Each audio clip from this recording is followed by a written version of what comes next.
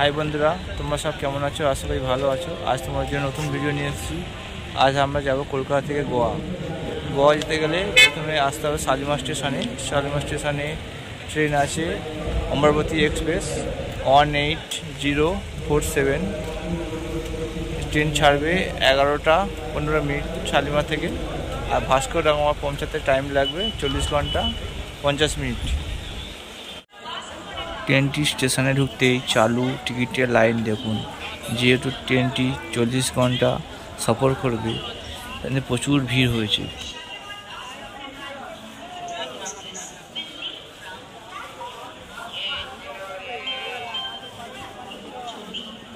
Shalimar Vasco da Gama Amravati express স্টেশনে ঢোকার কথা ছিল 11টার সময়, লেটে ঢুকলো 11টা 25-এ স্টেশনে ঢুকলো।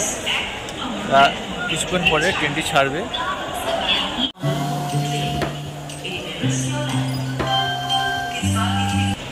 অমরাবতী এক্সপ্রেস প্রতি সোমবার, মঙ্গলবার, বৃহস্পতিবার, শনিবার শালিমার থেকে ছাড়ে।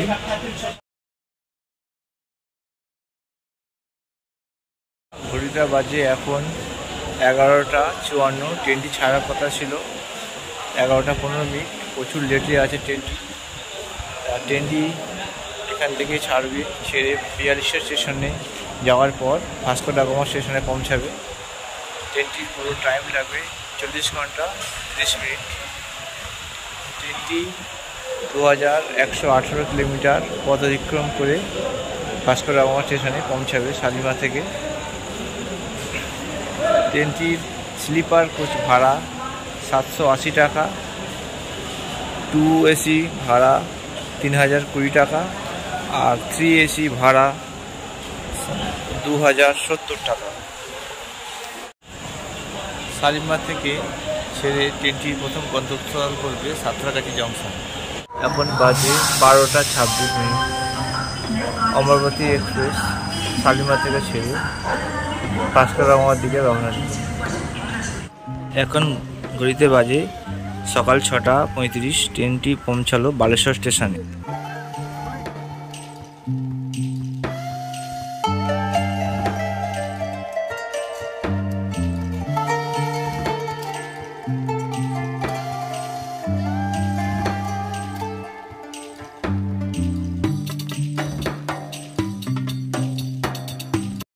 এখন বাজে সকাল 7টা 43। 406 কিলোমিটার অতিক্রম করে অমরাবতী এক্সপ্রেস এসে পৌঁছালো উড়িষ্যার কটক জংশনে।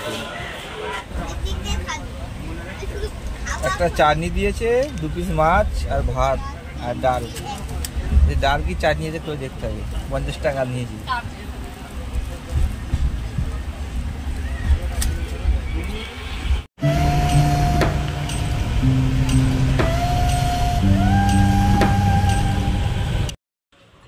ঘড়িতে এখন বাজে 5টা 4। ট্রেনটি এসে পৌঁছালো বিশাখাপত্তনম স্টেশনে 878 কিলোমিটার পথ অতিক্রম করে। বিশাখাপত্তনম স্টেশন থেকে নেবে 10 কিলোমিটার এখান থেকে ভাইজাগ। বিশাখাপত্তনম স্টেশনে ট্রেনটি 20 মিনিট স্টে করে আবার পেছন দিকে ইঞ্জিন লাগিয়ে অন্ধ্রপ্রদেশ হয়ে কর্ণাটক হয়ে গোয়াতে পৌঁছাবে। বিশাখাপত্তনম ইস্টার্ন রেলের শেষ স্টপেজ। এখানে ট্রেনটি 1 ঘন্টার মতন স্টে করে দাঁড়িয়ে আছে।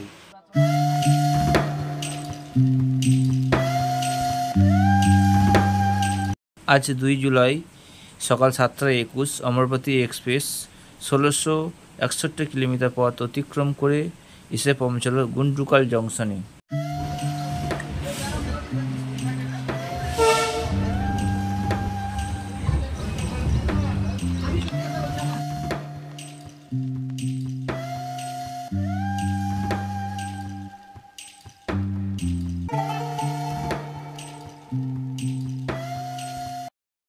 এখন অমরাবতী এক্সপ্রেস 1918 কিলোমিটার পথ অতিক্রম করে এসে পৌঁছালো কর্ণাটকের হুবলি জংশনে। এখনও ভাস্কো ডা গামা স্টেশন পৌঁছাতে 200 কিলোমিটার রাস্তা বাকি আছে।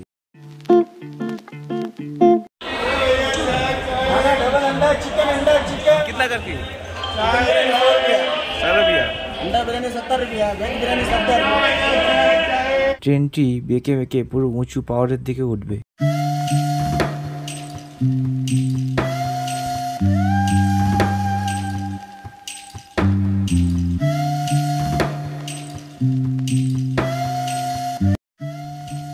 যেতে যেতে দেখলাম পাহাড়ের ঢালুর জলেতে ধান চাষ।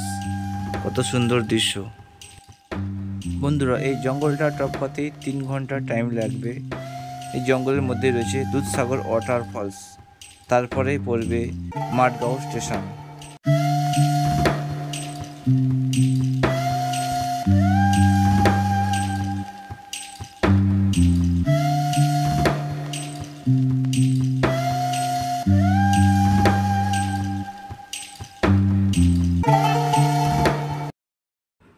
বন্ধুরা, ট্রেনটি পুরো গুহার ভেতর দিয়ে যাচ্ছে, দেখুন পুরো অন্ধকার।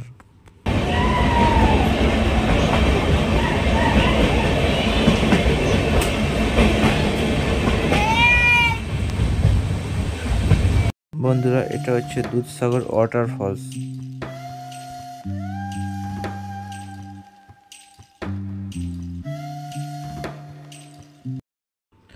আজ 2 জুলাই 8টা 15 ট্রেন ঢোকার কথা ছিল মাঠগাঁও স্টেশনে দুপুর 2:25। এখন ট্রেন ঢুকলো 8টা 15-তে, তা পুরো 5 ঘন্টা লেটে আছে ট্রেন। এর পরের স্টেশনটা হলো ভাস্কর ডা গামা স্টেশন। আমরা তার একটি স্টেশন আগে নামলাম মাঠগাঁও স্টেশনে। বন্ধুরা, কাল 8:30 বেজে গেছিল রাত পৌঁছাতে। তা বাইরে ট্যাক্সিতে প্রচুর টাকা ভাড়া চাইছিল, 1,500 টাকা 2,000 টাকা চাইছিল। এখান থেকে বাঘা ব্রিজে পৌঁছে দেবে বলে, বাস বন্ধ হয়ে গেছিলো বলে কাল রাতে হোটেল ভাড়া নিয়েছিলাম। 6 ঘন্টার প্যাকেজে ভোর 4টা পর্যন্ত আমাদের প্যাকেজ ছিল। 808 টাকা নিয়েছিল, এই রুমটা ভাড়া নিয়েছিলাম। তো এখন 4টে বাজে রুম ছেড়ে দিচ্ছি। এখান থেকে বাইরে গিয়ে বাসের জন্য অপেক্ষা করব। হাই বন্ধুরা, এটা হচ্ছে মাঠগাঁও স্টেশন। কাল রাত্রে থেকে আমরা মাঠগাঁও স্টেশনে আছি। খুব বৃষ্টি হচ্ছে।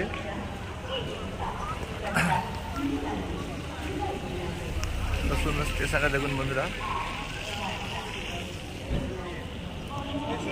আমরা এখন বাস স্টপের দিকে যাব, তারপরে খুব বৃষ্টি পড়ছে।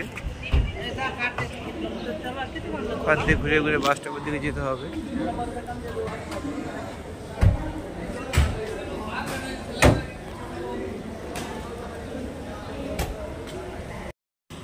এখান থেকে বাঘা ব্রিজ 50 কিলোমিটার রাস্তা আছে। টানা গাড়ি করে যেতে লাগবে 1 ঘন্টা 20 মিনিট। বাসে করে গেলে আরও একটু বেশি টাইম লাগবে, কাটা বাসে যেতে হবে তো ওই জন্য। বন্ধুরা, এটা ট্যাক্সি স্ট্যান্ড। এটা যারা ট্যাক্সি করে যাবে স্টেশনে বারে ট্যাক্সি পাবে।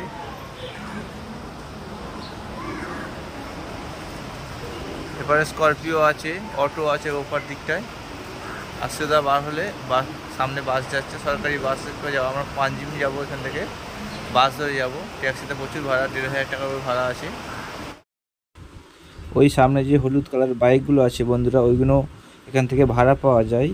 400-350 টাকা করে নেয় একদিনের জন্য। আর 4 চাকাও, যারা 4 চাকার লাইসেন্স আছে তারা 4 চাকা এখান থেকে ভাড়া পাবেন। এখানে গাড়ি নিতে গেলে নিয়ম আছে, লাইসেন্সের জেরক্স কপি জমা করতে হবে, তার সঙ্গে কোনো একটি ডকুমেন্টস জমা করতে হবে। আর যে কদিনের ভাড়া করবেন সে কদিনের পুরো মিটিয়ে দিতে হবে। আর বন্ধুরা, বাস স্টপে দাঁড়িয়ে আছি, খুব বৃষ্টি হচ্ছে। এখান থেকে বাস স্টপে যেতে হবে, বাস স্ট্যান্ডে যেতে হবে বাস ধরে।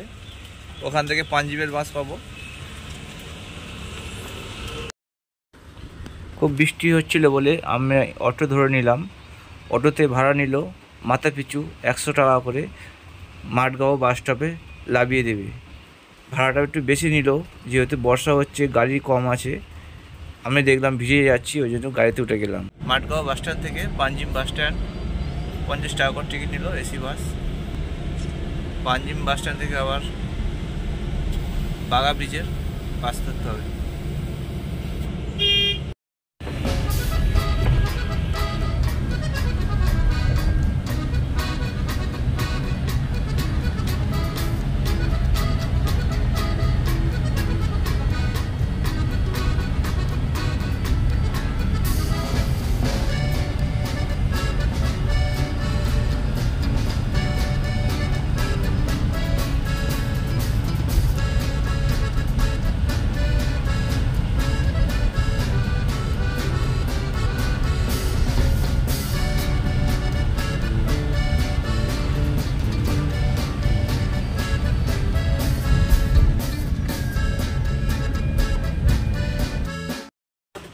পাঞ্জিম বাস স্টপে এসে পৌঁছালাম। এবার বাঘা ব্রিজের বাস ধরে বাঘা ব্রিজে পৌঁছাবো। পাঞ্জিম বাস স্টপ থেকে বাঘা ব্রিজের বাসে উঠলাম। এখানে ভাড়া মাথাপিছু 40 টাকা করে। এখান থেকে 17 কিলোমিটার রাস্তা বাঘা ব্রিজ যেতে লাগবে। বাঘা ব্রিজের সামনে লাফিয়ে দেবে বলে কালাঙ্গুট ব্রিজের সামনে লাফিয়ে দিয়েছে। এখানে প্রচুর বৃষ্টি হচ্ছে বলে এখান থেকে বাঘা ব্রিজ 2 কিলোমিটার রাস্তা, হেঁটে 10 মিনিট লাগবে। তাই আমরা কালাঙ্গুট ব্রিজে নেমে হোটেল নিলাম। এই রুমটা ভাড়া নিয়েছে পার ডে 1000 টাকা করে। আমরা 3 দিনের জন্য রুম বুকিং করলাম। এটি হচ্ছে ব্যালকনি।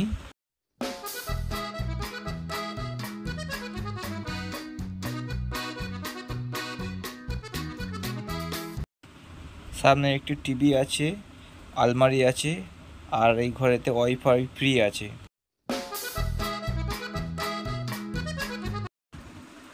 ঝকঝকে বাথরুম।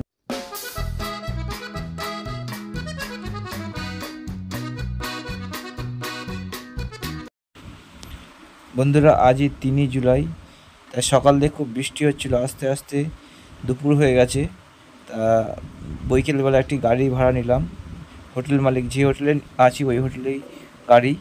তা গাড়িটা পুরো ভিডিও করে নিতে হবে, যেহেতু ক্র্যাশ হয়ে আছে কি না দেখতে হবে। যখন মালিককে জমা দেবো গাড়িটা, তখন মালিক দেখে নেবে কোথাও ফুটে আছে কি না। ওই জন্য পুরো গাড়িটা ভিডিও করে নিচ্ছি। তা আপনারা যখন এসে গাড়ি নেবেন অবশ্যই ভিডিও করে নেবেন, না হলে আপনাদের ঠকতে হবে। ভাঙা না থাকলেও আপনাদের বলবে যে ভাঙা আছে। ওই জন্য সেই হিসাবে আমি গাড়িটাকে পুরো ভিডিও করে নিচ্ছি। গাড়িটা 2 দিনের জন্য বুক করলাম। গাড়িটি ভাড়া নিল 2 দিনের জন্য 700 টাকা। বন্ধুরা, আজ 3 জুলাই বৈকালবেলা বেরোলাম কালাঙ্গুট ব্রিজ দেখতে।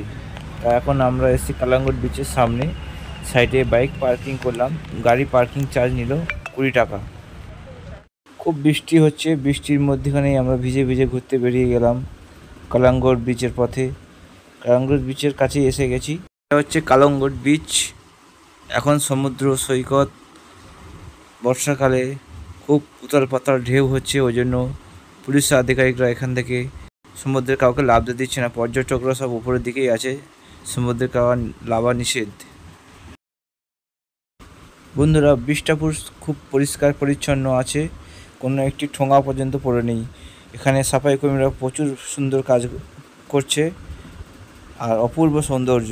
আপনারা অবশ্যই আসবেন ব্রিজে ঘুরতে, না আসলে কল্পনা করতে পারবেন না কত সুন্দর সৌন্দর্য। এটা হচ্ছে কালাঙ্গুট ব্রিজ। বর্ষাতে কাউকে লাফ দিচ্ছে না, লাফলে ফাইন করবে। আর এখানে খুব বৃষ্টি হচ্ছে, সকাল থেকে বৃষ্টি হচ্ছে।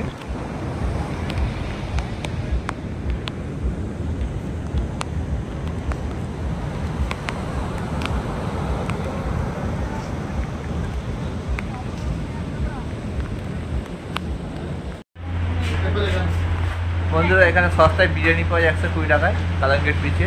এখানে সবজি ভাত খেতে গিয়ে পড়ে যাবে 200 টাকা, আর মাংস ভাত খেতে পড়ে যাবে 150 টাকা। তাই বিরিয়ানিটা খুব সস্তা। বন্ধুরা, আজ জুলাই মাসের 3 তারিখ। সকালে বৃষ্টি পড়ছিল বলে বাড়াতে পারিনি। বৈকালবেলা বৃষ্টি বন্ধ হতে আমরা বার হয়েছি। এখন এসে আমরা বাঘা ব্রিজে স্কুটি পার্কিং করতে 50 টাকা করে নেয়। এদিকে বড় বড় গাড়ি পার্কিং করা যায় সাইডটা। তা আমরা এখন ব্রিজে যাবো, ব্রিজের ভিডিও দেখাবো। এদিকে যেতে হবে, এদিকে রাস্তা আছে। এটা হচ্ছে বাঘা ব্রিজের ঢোকার প্রবেশ পথ। এখানে পুলিশ আধিকারিকরা দাঁড়িয়ে আছে, কাউকে সমুদ্রে লাফ দিচ্ছে না। বর্ষাকালের জন্য পর্যটকদের ভিড় কম আছে।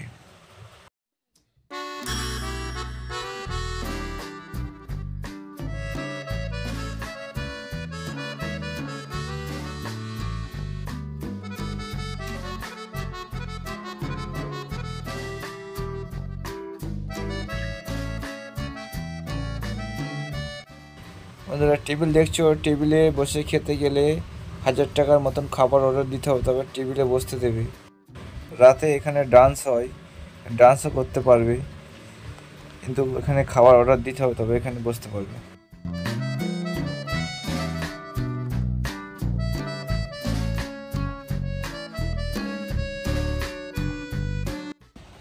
বন্ধুরা, আজ রাত্রেবেলা বার হয়েছি বাঘা ব্রিজের মেন গেটে।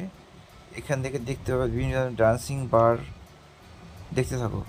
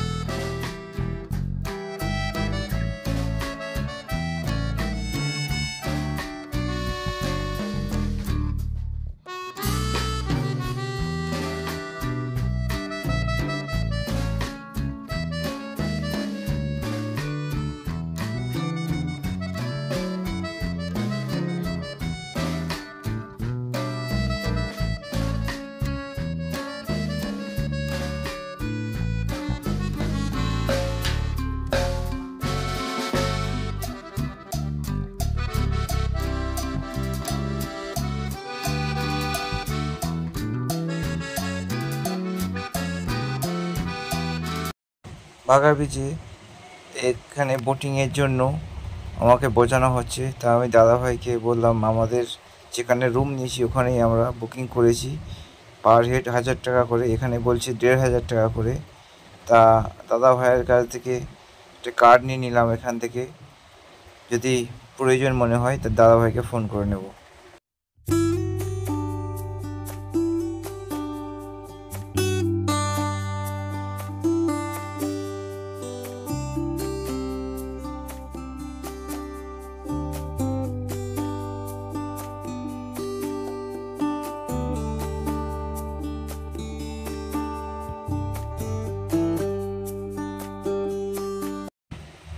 বন্ধুরা, এটি একটি ড্যান্সিং বার। এখানে রাত্রেবেলা নাচা গানা হয়। এখানে বেশিরভাগ বিদেশি পর্যটকদের আনাগানা আছে। এটি একদম সমুদ্র সৈকতের ধারে।